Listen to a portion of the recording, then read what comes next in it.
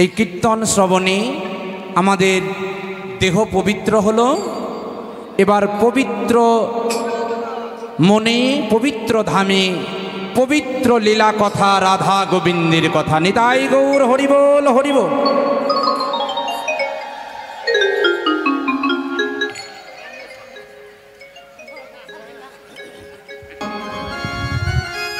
আলোচ্য লীলা কথা।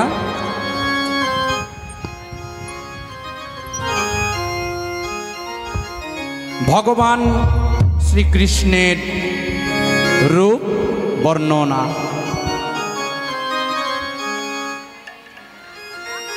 আমরা তার আগে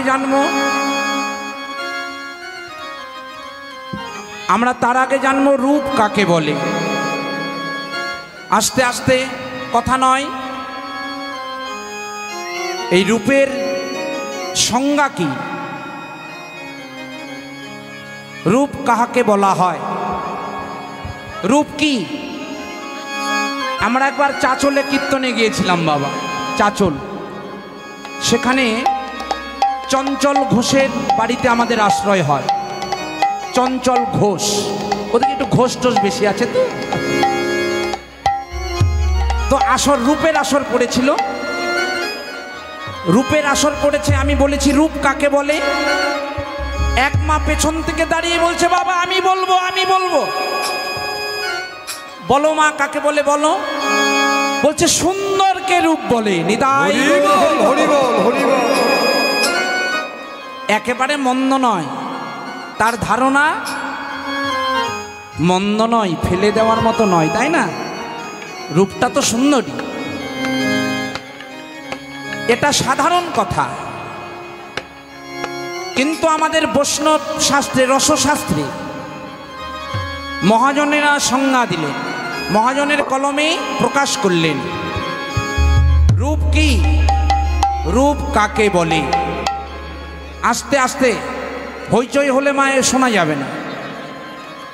এই কথাগুলো মনোযোগ সহকারে শ্রবণ করুন, দেখবেন কাজে লাগবে। আস্তে কথা নয় মা। তাহলে রূপ কাকে বলে? রূপ গোস্বামী উজ্জ্বল নীলমণি গ্রন্থে প্রকাশ করলে, শ্রীঅঙ্গান্ন ভূষিতয়ন্ন কেন চেদি ভূষণাদিনা যেন ভূষিতবদ ভাতি তত রূপম ইতি কথ্যতে।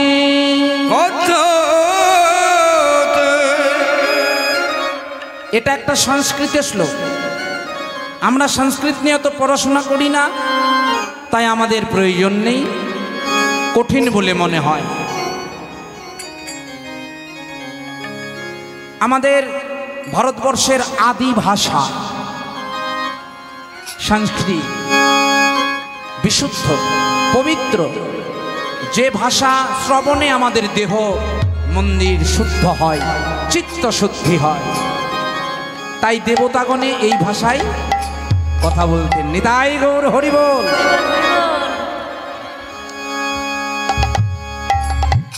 এর বাংলাটা বললে আমাদের সহজ হবে। রূপ কাকে বলে? আস্তে বলছি, এবার শুনবেন ভালো করে। আমি ধরবো কিন্তু আবার একেবারে খাতা কলম নিয়ে বসে যাও। কেমন শুনছো মায়েরা? আমি প্রশ্ন করব, পরীক্ষা নেব। ভালো করে শুনবে, কথা নয়।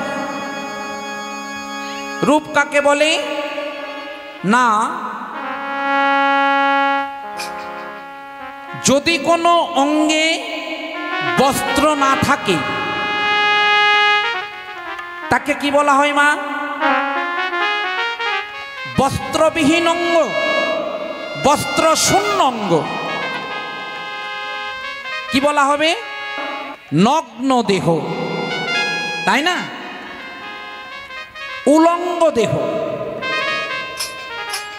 নগ্ন দেহ, উলঙ্গ দেহ দর্শনে যদি মনে হয়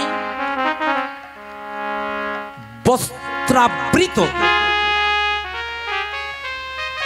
বস্ত্রে আবৃত, বসনে আবৃত। কথাটা কেমন হলো?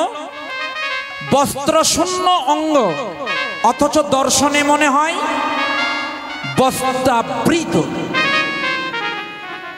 বসন শূন্য অঙ্গ দর্শনে যদি বসনাবৃত বলে মনে হয়,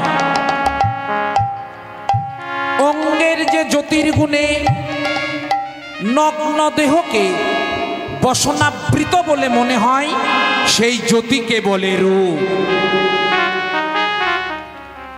কথাটা একটু শক্ত বাবা। নগ্ন দেহ, উলঙ্গ দেহ, বস্ত্র শূন্য অঙ্গ দর্শনে যদি মনে হয় বসন দ্বারা ঢাকা রয়েছে,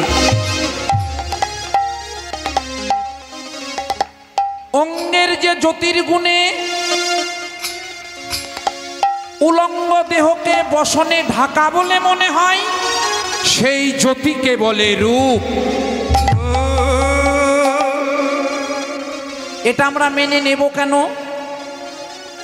এটা মানা যায়? নগ্ন দেহ বসন শূন্য অঙ্গ, অথচ দর্শনে মনে হয় বসন দ্বারা আবৃত। এটা মানব কেন? সহজে মেনে নেওয়া যায় না। তার একটা দৃষ্টান্ত, এই দৃষ্টান্ত যদি আমরা শুনি তাহলেই বিশ্বাসযোগ্য হবে। যেমন কোনো মায়ের 2 বছরের যদি একটা শিশু সন্তান থাকে, আস্তে কথা নয়, কোনো মায়ের কোলে 2 বছরের যদি একটা ছেলে থাকে, গোপাল, 2 বছরের শিশু গোপাল, তাকে বস্ত্র দ্বারা আবৃত করে ভালো পোশাক আশাক পরে রাস্তায় ছেড়ে দিন, তাতে কতজন তাকে সমাদর করে দেখুন। এবার বসন ভূষণ খুলে দিয়ে উলঙ্গ দেহে সেই 2 বছরের গোপালকে রাস্তায় ছেড়ে দিন, এবার দেখুন তাকে কতজন সমাদর করে। পরীক্ষা করে দেখবেন। উলঙ্গ শিশুকে বেশি ভালোবাসি আমরা। হরি বল, হরি বল, হরি বল। মেলাতে হাটে বাজারে গিয়ে উলঙ্গ শিশুর ক্যালেন্ডার আমরা অনেকেই কিনে এনে দেয়ালে টানিয়ে রাখি। নিতাই গৌর হরি বল, নিতাই গৌর হরি বল, হরি বল। কেন বাবা, কেন এটা? না, একটা উলঙ্গ শিশু, 2 বছরের শিশু, সে ফুলের মতো পবিত্র, নিষ্কিঞ্চন, তার মধ্যে কামনা বাসনা নেই। একটা শিশুই যেন ভগবান।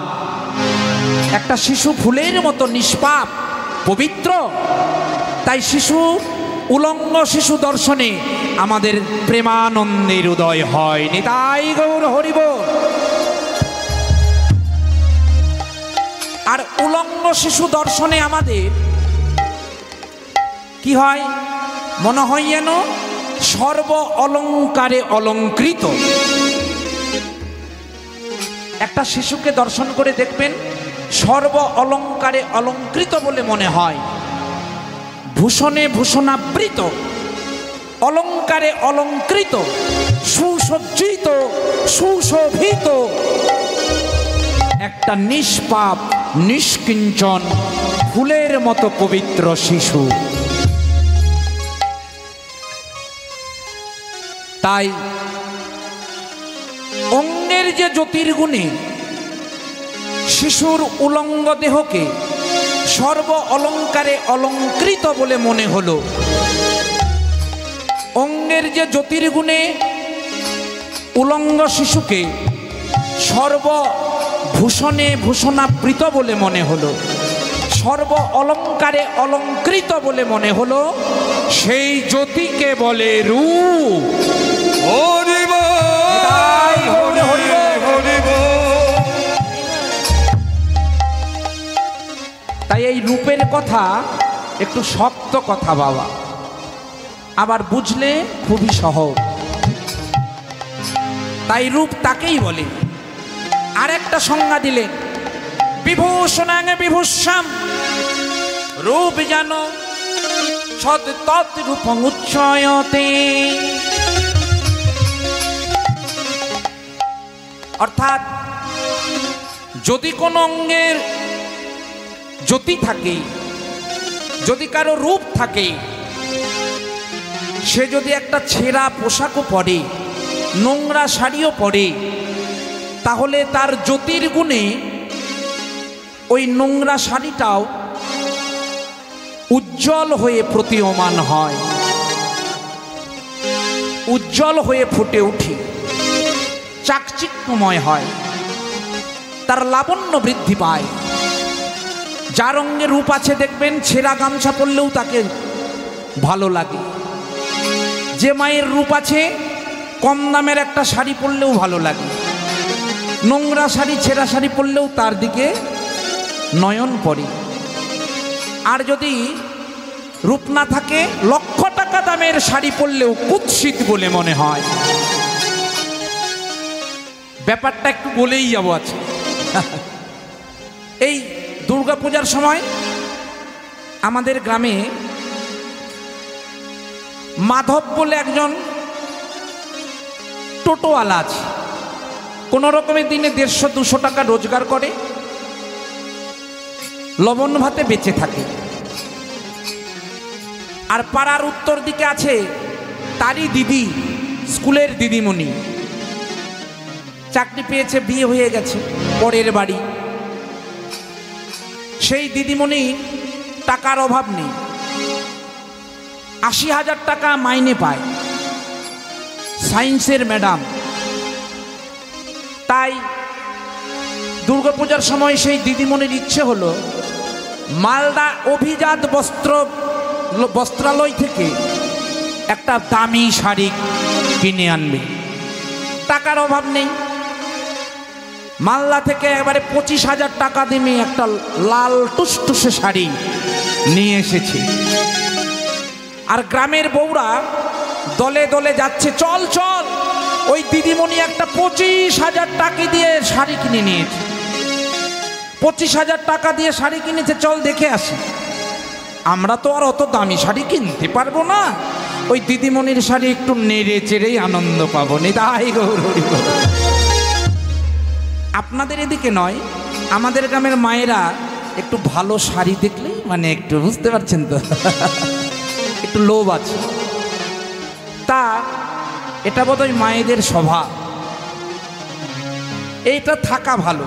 মনে যদি উৎসাহ উদ্দীপনা না থাকে, সংসার কেন, এই আনন্দ যেন থাকে। নিতাই গৌর হরি বল, হরি বল, হরি বল, হরি বল, হরি বল। ও বাবা, দিদিমণির শাড়ি বৌমারা, গ্রামের বউয়েরা দলে দলে গিয়ে দেখছে। দিদিমণি একবার শুকেজে রাখে, একবার বাইরে বের করে আনে। এত দলে দলে সকলে আসলে কতবার বাইরে বার করবে। দিদিমণির রাগ হলো, না এই শাড়ি আর ভেতরে রাখবো না। আঙ্গিনাতে একটা রশিটা নিয়ে ঝুলিয়ে রেখেছে, দেখো যত পারো মনের স্বাদ মিটিয়ে তোমরা দেখে যাও। সবাই দলে দলে শাড়ি নেড়ে চেড়ে দেখে গেল। মাধবের বউ, তার নাম হলো লক্ষ্মী, দুঃখিনী, কাঙালিনী, অভাগিনী। কিন্তু তার হতে পারে সে অভাগিনী, দুঃখিনী, দিন আনে দিন খায়, অভাবের ঘর, কিন্তু তার ফুটফুটে চেহারা, অঙ্গে জ্যোতি আছে। সেই মাধবের স্ত্রী লক্ষ্মী তার পতি দেবতাকে বলল, শোনো, দিদিমণি 25,000 টাকা দিয়ে শাড়ি কিনেছে, এত দাম দিয়ে তো তুমি পারবে না, ওই 200 টাকা দামের যে কোনো একটা শাড়ি নিয়ে এসো, আর তোমার জন্য একটা কম দামের গেঞ্জি নিয়ে এসো। আমরা শারদীয়া উৎসবে মহা অষ্টমী তিথিতে নববস্ত্র পরিধান করি, তাই নিয়ে আসবে। লক্ষ্মীর কথাই মাধব আমাদের ওই বাজার থেকে, গ্রামের বাজার থেকে 200 টাকা দামে লাল টুসটুসে একটা সিনথেটিকের শাড়ি কিনেছি। 200 টাকায় আর কি হবে মা, এনে বৌমার হাতে দিয়েছে। লক্ষ্মীর মনে কি আনন্দ, বাহ, তুমি যে আমার কথা রেখেছ, একদিনের রোজগার দিয়ে একটা শাড়ি এনেছো, এটা আমার কোটি টাকার বেশি সম্পদ। হরি বল হরি বল হরি বল।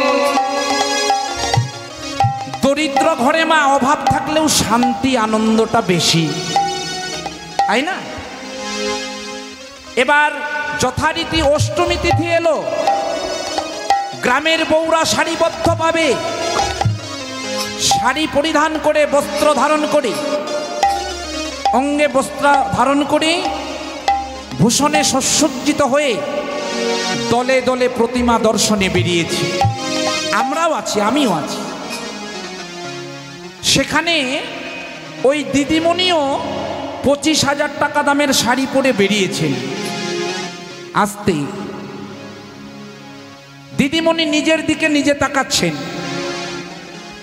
আমি 25,000 টাকা দামের শাড়ি পরেছি, আমি 25,000 টাকা দিয়ে শাড়ি কিনে পরেছি, অহংকার।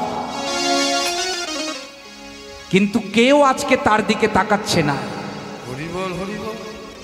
লক্ষ্য করুন, যে শাড়িটা গ্রামের বউরা দলে দলে গিয়ে নেড়ে চেড়ে দেখে এলো, আজকে দিদিমণি পরিধান করলো, বস্ত্রে ধারণ করলো, অঙ্গে ধারণ করলো বস্ত্র, কিন্তু অঙ্গে ধারণ করবার পর কেউ ওদিকে নজরদারি করছে না। সকলের নয়ন পড়েছে কোথায় জানো মা? সকলের নয়ন পড়ল গিয়ে মাধবের স্ত্রী লক্ষ্মী বৌমার দিকে। নিতাই গৌর হরি হরি বল। দিদিমণি মনে মনে ভাবছে, আমার শাড়ি সকলে দেখে গেল, আজকে আমার দিকে কেউ তাকাচ্ছে না, সকলেই লক্ষ্মী বৌমার দিকে তাকাচ্ছে কেন? কারণটা কি জানেন? এখানেই হলো রূপতত্ত্ব। দিদিমণির টাকা আছে, সে 25,000 কেন 25 কোটি টাকা দিয়ে শাড়ি কিনতে পারে, কিন্তু তার অঙ্গের জ্যোতি নেই। হরি বল। রূপের প্রদীপ নিভে গেছে, তাই 25,000 টাকা দামের শাড়িটা 25 পয়সার হয়ে গেছে। আর লক্ষ্মী বৌমা মাত্র 200 টাকা দামের শাড়ি পরেছে, কিন্তু তার অঙ্গে রয়েছে জ্যোতি, রূপের বাতি জ্বলে উঠেছে, তাই 200 টাকা দামের শাড়ি যেন 2 লক্ষ টাকার হয়ে দাঁড়িয়েছে।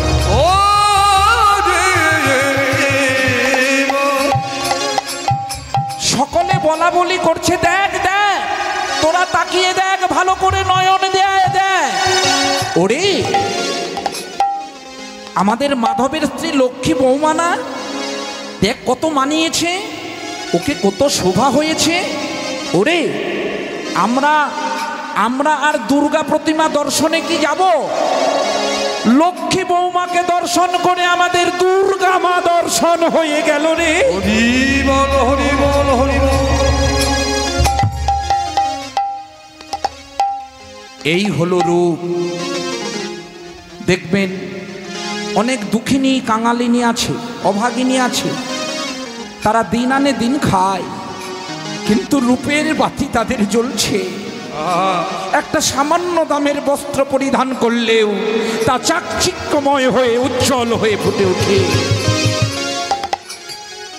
অনেক বড় লোকের ঘরের বউরা তাদের চেহারা রূপ জ্যোতিকে ধরে রাখতে পারেনি, দামি শাড়ি পরলেও কুৎসিত বলে মনে হয়। এটাই হলো রূপ। জ্যোতি থাকলে, রূপের বাতি থাকলে, আপনি একটা কম দামের বস্ত্র পরিধান করলেও ওই নগণ্য বস্ত্র উজ্জ্বল হয়ে ফুটে উঠবে। যে গুণের দ্বারা বসন দিকের চাকচিক্যতা বৃদ্ধি পায়, যে গুণের দ্বারা বসনের উজ্জ্বলতা বৃদ্ধি পায়, যে গুণের দ্বারা বসনের শ্রী বৃদ্ধি পায়, যে গুণের দ্বারা বসনের সুন্দরতা বৃদ্ধি পায়, সেই গুণকে বলে রূপ। যাই হোক, আর বেশি নয়, রূপ কাকে বলে আমরা জানলাম। এবারে আমরা বৃন্দাবনে রাধারানীর বদনে গোবিন্দ রূপের কথা শুনব। নিতাই গৌর হরিবল হরিবল হরিবল হরিবল। বক্তা শ্রীমতী রাধারানী, শ্রোতা হলেন সখীরা। যেহেতু বাদির ঘর, বাদিনীর ঘরে বসত,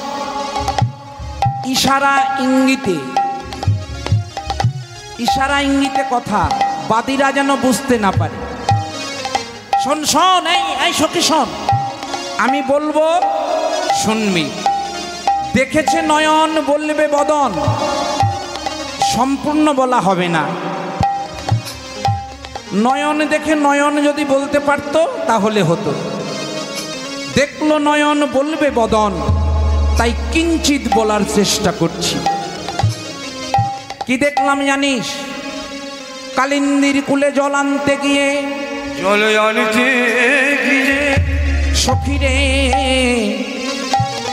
ওই কালো রূপে নয়নে দিয়ে আমি দেখলাম, এ সখী পেখনো একই অপরূপ, সখী পেখনো একই অপরূপ,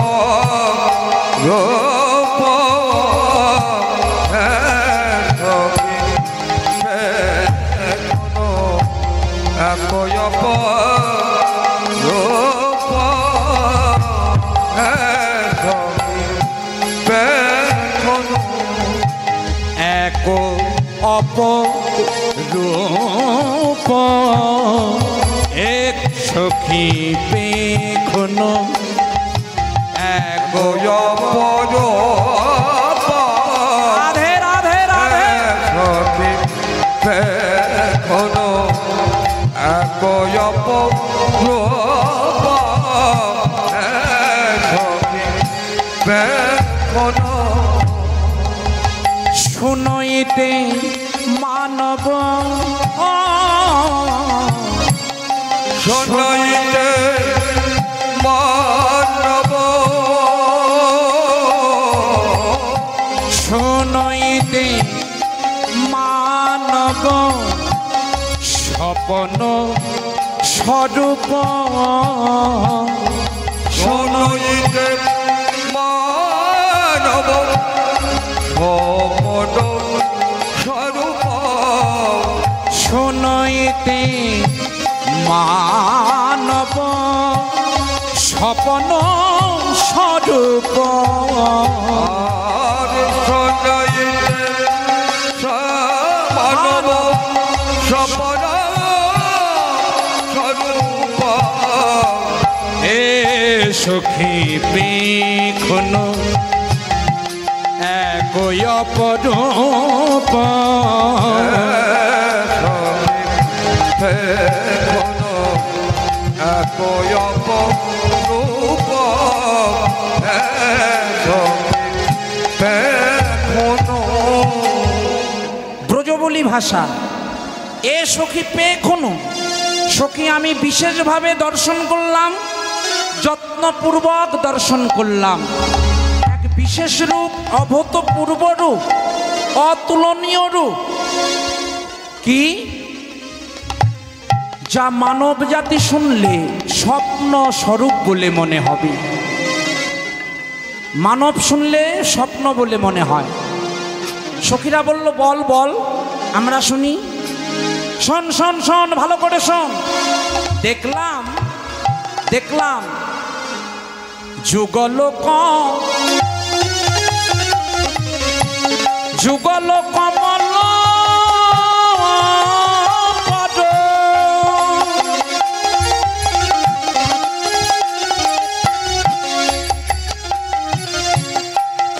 সাধক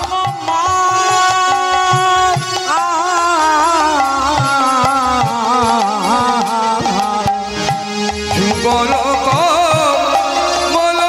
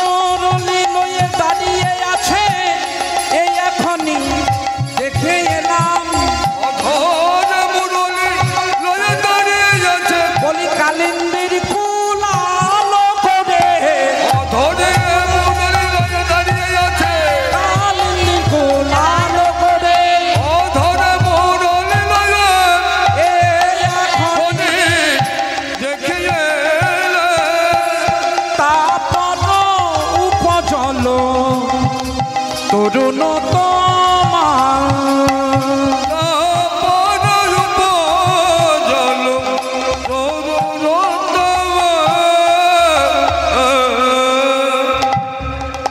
আসতে যুগল কমল পর চাঁদ কমাল। আমরা আজকে গোবিন্দের রূপের কথা চরণ থেকে চূড়া পর্যন্ত আস্বাদন করব। চরণ যুগল কমল পর, যুগল মানে দুই, কমল মানে পদ্মফুল, চরণ কমল। গোবিন্দের দুটি চরণ কমল যেন পদ্ম ফুলের মতো। চাঁদ ও কমাল, দুটি পদ্ম ফুলের ওপরে চাঁদের মালা। সখীরা বলল এটা কি করে সম্ভব? রাধারানী বলছে নিশ্চয়ই, শোন, আমার প্রাণ গোবিন্দের যুগল কমল, শ্রীপাদ পদ্ম কমল, আর তার উপরে চরণের নখ পঙ্ক্তিরূপ চাঁদ। চরণে নখগুলি এক একটা যেন পূর্ণ চাঁদ। চরণের নখ ৫ 10টি পূর্ণ চাঁদ, তাহলে চাঁদের মালা হলো না? তাই দুটি পদ্ম ফুল চরণ কমল, তার উপরে নখগুলি যেন চাঁদ। যুগল কমল পর চাঁদ কমাল, তার উপরে তরুণ তমাল। তারপরে আমার প্রাণকৃষ্ণের চরণের এই লম্বা অংশটা, কৃষ্ণ কালো বরণ, দেখে মনে হচ্ছে একেবারে নবীন তমাল। কি ব্যাখ্যা দেখুন, পদ্মফুল চরণ পদ্ম, তার উপরে নখ চাঁদের মালা, তার উপরে নবীন কালো তমাল। নিতাই গৌর হরি বল। শুধু তাই নয়, শোন সখী, আরো শোন। কি? তারপরে দেখলাম তারপর বেরোলো বিজরি কলতা,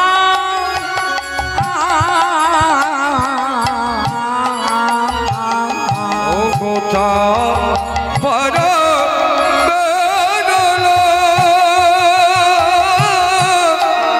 বিজরি কলতা,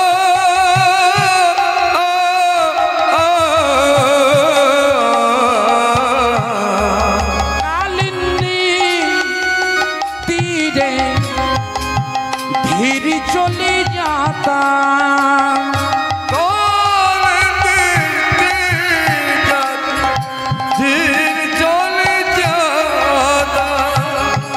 যেন বিজুলির লতা ধেয়ে চলেছে,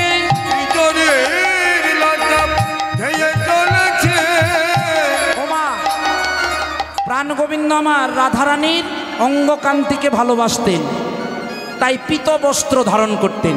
পীত বস্ত্র, তা ওই পীত বস্ত্র দেখে মনে হচ্ছে যেন বিজুড়ি, মেঘে মেঘে ঘর্ষণে বিদ্যুৎ চমকায় যখন, সেই বিজুড়ির মতো মনে হচ্ছে। গোবিন্দ কালিন্দীর তীরে গতাগতি করছেন ধীরে ধীরে, মনে হচ্ছে বিজুড়ির লতা ধেয়ে চলেছে।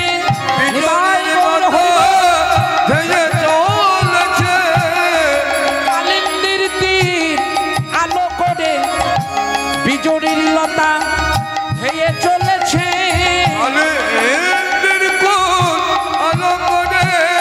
এই বৃন্দাবন আলোকিত করে, বৃন্দাবন আলোকিত করে, বিজুড়ির লতা ধেয়ে চলেছে। তারপর বেরোলো বিজুড়ি কলতা,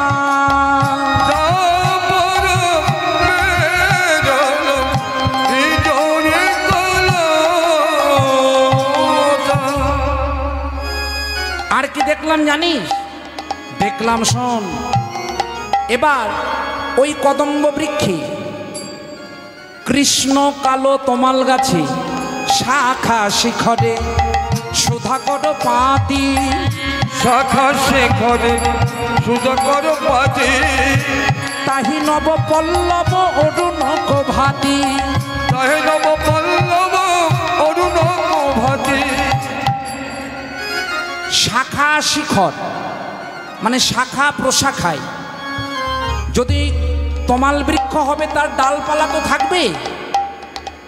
তা কৃষ্ণাঙ্গ কালো নবীন তমাল,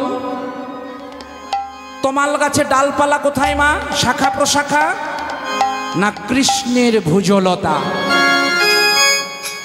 এই যে দুটি ভুজলতা, এই দুটি যেন ডাল, শাখা, শাখার প্রশাখা অঙ্গুলি সরব,